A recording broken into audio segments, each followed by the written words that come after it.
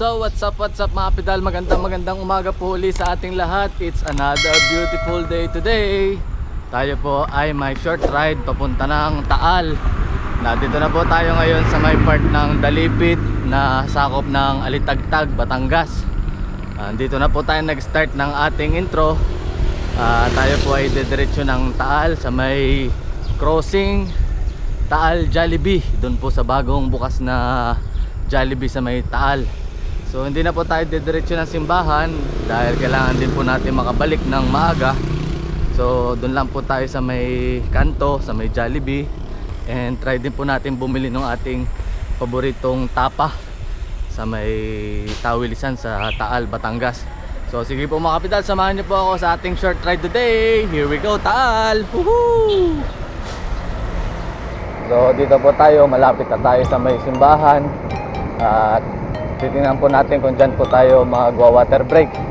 Then after po nyan ay diretso na tayo ng Jollibee Taal, Batangas. So para mga 1 week or 2 weeks na po siyang nag-open, pero hindi po tayo nakapasyal that time dahil tayo po ay tinamaan ng trangkaso. Sana po ay tayo dadalo or papasyal doon nung opening, kaso lang po talaga hindi natin kinaya. So ngayon po, solo ride ulit, nagkaroon tayo ng chance. Then, sasaglit lang tayo. If ever naman po na hindi siya maraming tao ngayong oras na to. So, yun nga po, kung halimbawa po hindi naman masyadong busy sa Jollibee, ay di, tatry po natin mag-breakfast para ma-experience naman po natin yung breakfast Jollibee Taal branch. Pero kung marami pong tao, hindi po tayo makaka-order agad, hindi babalik na po tayo. Then yung isa po nating target ay makabili tayo ng tapang Taal. So yun na po ang ating magiging ulam for today. So ayan po, chill ride lang po tayo.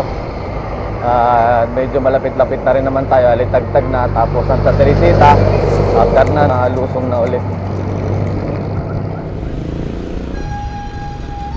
Invention de la Santa Cruz Parish.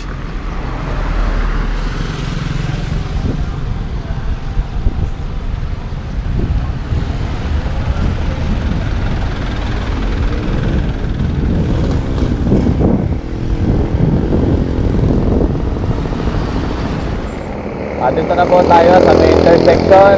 Ang ating pong kaliwa ay papunta ng Luzon, tapos tayo ay didiretso din sa may papuntang Santa Teresita. Wala na yung malaking arko dito.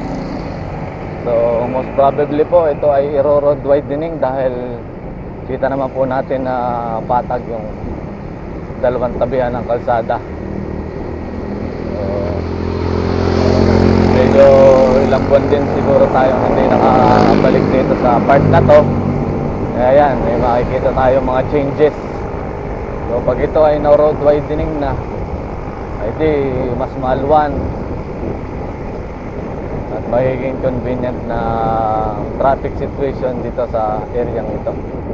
Dati po ay napakalalaking truck ang dumadaan din pero hindi po natin sure kung pinadadaan pa o optional na lang dahil ito pong kalsada ito hindi natagal dahil sa sobrang lalaki po ng mga truck na nadaan ay lagi pong wasak ang mga kalsada din. So ngayon naman po goods na goods,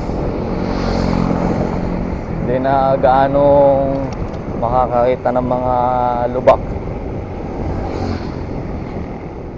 So nandito na po tayo ngayon sa may National Highway Santa Teresita. Yan, may mga kapital tayo nasa likod.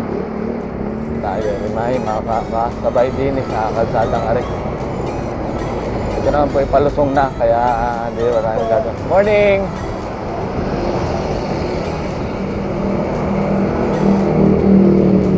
Morning!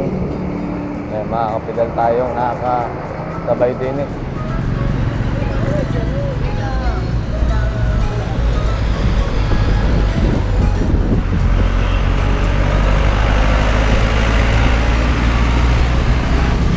Morning!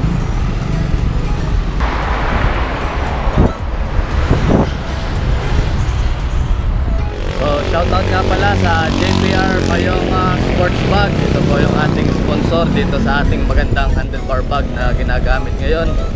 So ito pong large ang ating ginamit dahil meron po tayong ilalagay dito mamaya once na tayo ay pabalik na. So ito po yung napakagandang bag, waterproof or water resist bag. Tapos napakalaki po ng compartment. Tama-tama po ito sa mga ganitong rides. At bagay na bagay po ito dito sa ating gravel bike. Bali, ang laman po niyan ngayon ay yung ating pump, yung ating patching kit, tsaka yung ating tire lever. Then, kapag po tayo may mga bibili, no, may mga ilalagay, yan, eksaktong-eksakto po yan. So mamaya po, pagka nakabili tayo ng tabang taal, dyan po natin ilalagay. So, hindi na natin kailangan magdala ng hydration bag or backpack. So maraming salamat po sa JPR Payong Sports Bag for sponsoring po ditong ating mga handlebar bags na ginagamit, lalo na dito sa ating mga gravel or road bikes or gravel bikes. Maraming salamat po.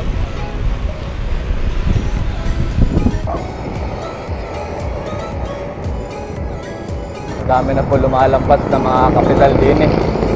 Way ng papuntang Taal. Baka po yung iba din eh pupunta ng simbahan, yung iba po ay dadayo ng karera. Tayo naman ay dinilaan tayo sa malapit. Hindi man regular ay at least po ay tayo medyo nakapapawisan din ng kaunti. Meron po tayo mga kapital din sa unahan, tapos pinakakasalubong po tayo. Ganyan po talaga pagka weekends. Madaming nakakasalubong. Morning. Dini po sa left side natin, dini tayo bibili mamaya ng Tapang Taal.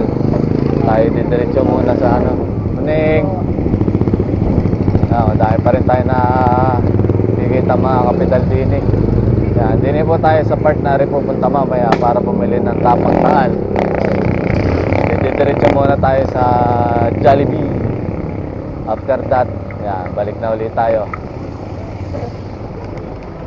So nandito na po tayo sa part ng Barangay Buli dito sa Taal, Batangas. Tayo ay dinilaang sa may intersection dahil dito po natin makikita yung bagong gawang Jollibee Taal branch. Yan. So nakasama po sa atin ang panahon ngayon. Hindi po gaanong kainit, tapos mahangin po dito sa part na to. Kaya at least makakabalik tayo na hindi naman laspag. So ayan po, naglulusong na tayo. Tapos yan, makikita naman sa signage, Taal, Nasugbu-Balayan, Calatagan.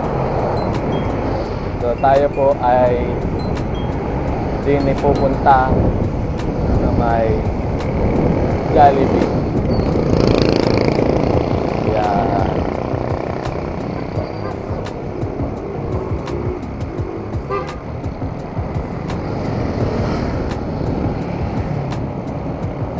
Ayan po, dito lang tayo ngayon.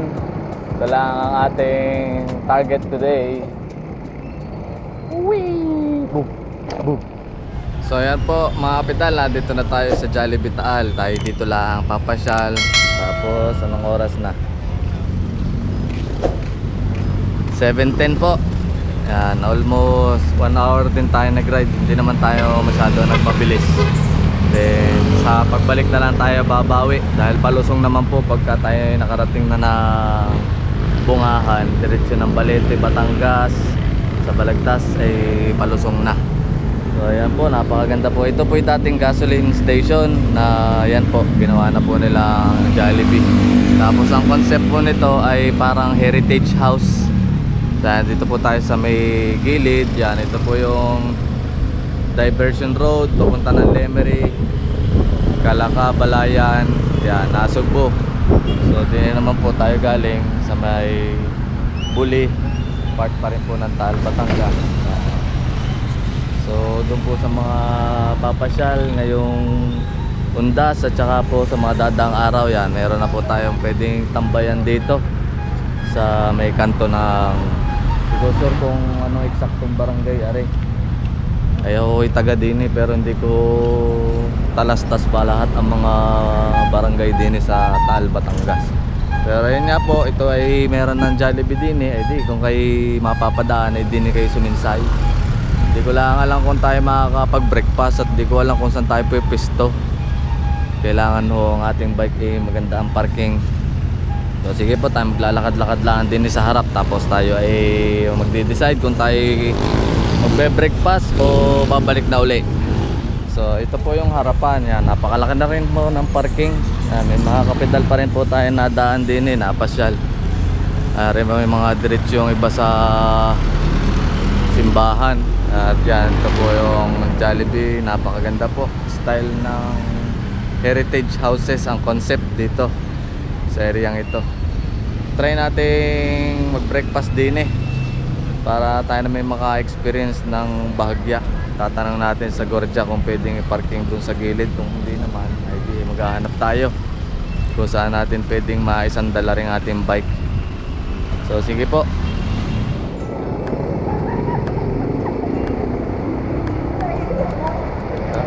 Doon ka na lang nilagay.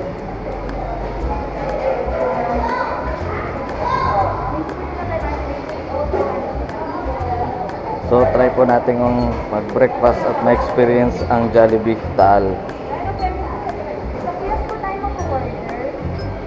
Saan? Doon po? Doon pala. Saan ba to?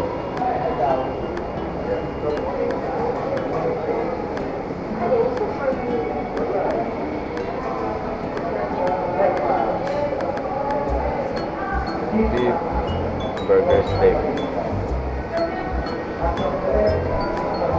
With coffee.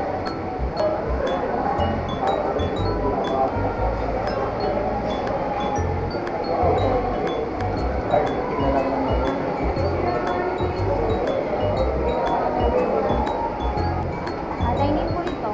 Dining. Breakfast burger steak, coke, one drink. Pwedeng coffee. Ano po?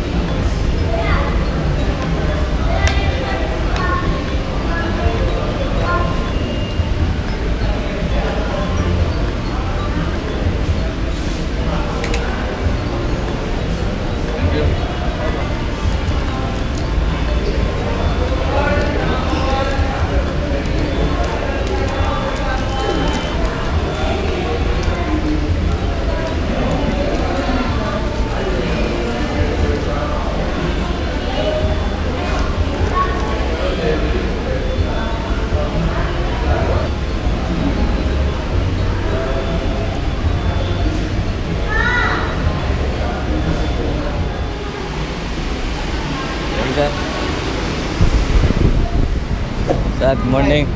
Mga taga saan ho kayo? Taga Mabini po kami. Ba, malayo ulit. Bagay, di pala kayo dumaan sa may ano. Ay, mga taga Mabini po natin, mga Anilaw kapidal. po, oo. Yan, mga taga Anilaw.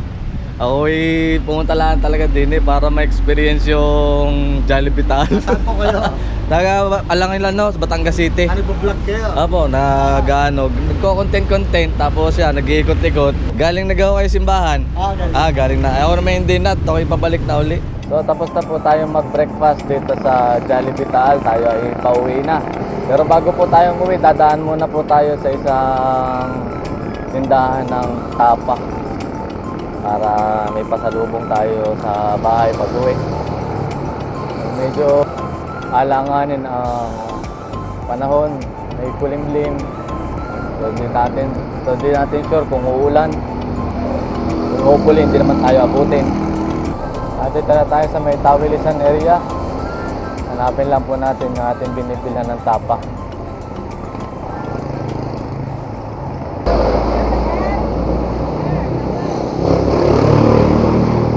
Dito tayo kay... Magkano po ang kilo ngayon ng tapa? 350. Yan, tayo ay nabili kay Ambet ng Tapang Taal. Yan po, Tapang Taal.